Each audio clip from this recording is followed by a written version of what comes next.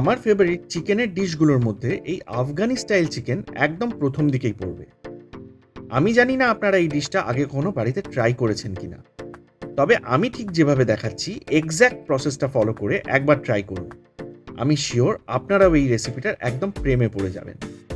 যাই হোক, welcome back to the channel cook with a bong, আর আমি সৌরভ। আজকের রেসিপি তাহলে আফগানি চিকেন। শুরু করব একটা পেস্ট বানানো দিয়ে।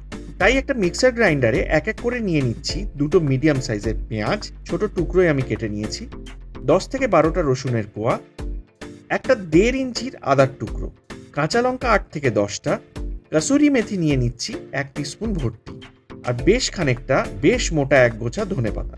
শেষে সামান্য জল মিশিয়ে নিচ্ছি, আর এগুলোর একটা পেস্ট আমি বানিয়ে সরিয়ে রাখছি পরে ইউজের জন্য।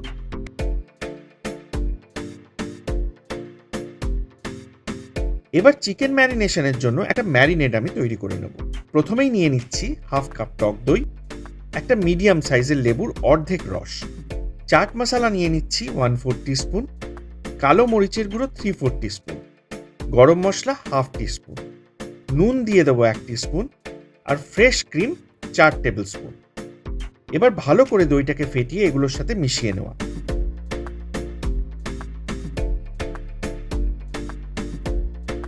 আর তারপর নিয়ে নেবো আগে থেকে মিক্সার গ্রাইন্ডারে বানানো পেস্টটা, আর এটাও ভালো করে মিশিয়ে নিতে হবে।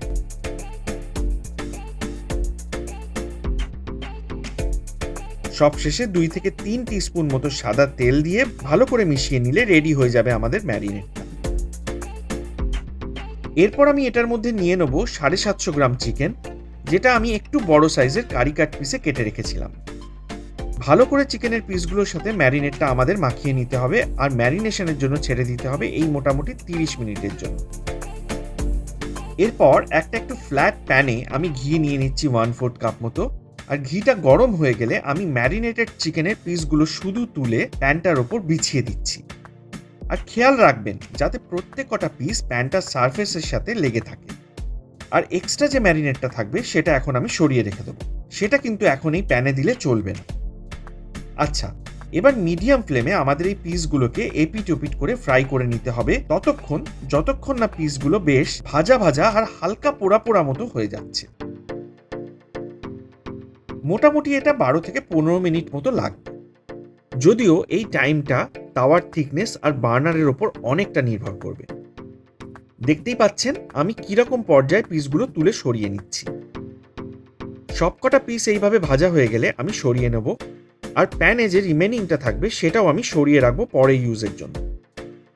এবার অন্য একটা কড়াইতে আমি 2 টেবিল স্পুন মতো ঘি নিয়ে নিয়েছি, আর ঘিটা গরম হলে আমি এর মধ্যে একদম প্রথমে সরিয়ে রাখা যে ম্যারিনেটটা ছিল সেটা দিয়ে দেবো।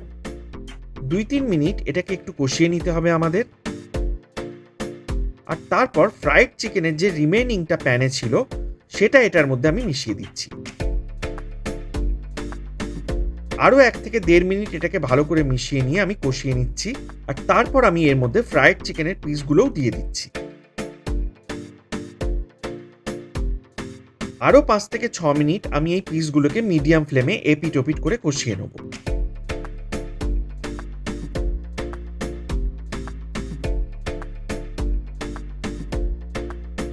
এর মধ্যে তেলটাও গ্রেভি থেকে ছেড়ে আলাদা হয়ে আসলে তারপরে আমি মিশিয়ে দেবো 3/4 কাপ মতো জল।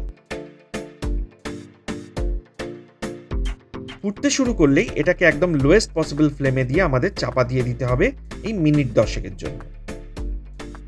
10 মিনিট পর কভারটা তুলে আমাদের পিসগুলো একটু উল্টে পাল্টে নিতে হবে, আর আরও 4 থেকে 5 মিনিটের জন্য ছেড়ে দিতে হবে। ব্যাস, এবার লাস্ট একটা ফাইনাল স্টেপ বাকি, কিন্তু খুবই ইম্পর্টেন্ট একটা স্টেপ। এই প্রসেসটাকে বেসিক্যালি ধুঙ্গার দেওয়া বলে। আমি কড়াইতে ডাইরেক্ট একটা মাটির সরা রাখছি, তারপর এক টুকরো কাঠকয়লাকে গ্যাসের ফ্লেমের ওপর ডাইরেক্ট আমাদের জ্বালিয়ে নিতে হবে একদম লাল হওয়া অবধি। খুব সাবধানে মেটালের একটা টং বা সাঁড়াশি জাতীয় কিছু দিয়ে ধরে আমি সরাটার ওপর নিয়ে নিচ্ছি। ওপর থেকে 2 থেকে 3টে লবঙ্গ আর 1 টিস্পুন মতো ঘি আমি কাঠকয়লাটার ওপর দিয়ে দেবো। দেখবেন একটা সাদা ধোঁয়া বেরোতে শুরু করবে, আর সঙ্গে সঙ্গে 5 থেকে 7 মিনিটের জন্য এটাকে আমাদের কভার করে দিতে হবে। এতে ডিশটায় খুব সুন্দর একটা স্মোকি ফ্লেভার চলে আসবে। আর এই স্টেপটা কিন্তু ফাঁকিবাজি করে কোনোভাবেই এড়ানো যাবে না, এটা মাথায় রাখবেন, না হলে ডিশটার আসল চামটাই কিন্তু নষ্ট হয়ে যাবে। ব্যাস, তারপরে একটু হালকাভাবে মিশিয়ে নিয়ে ফাইনালি কিছুটা কাঁচা লঙ্কা আর জিঞ্জার জুলিয়েন দিয়ে আমি গার্নিশ করে নিয়েছি।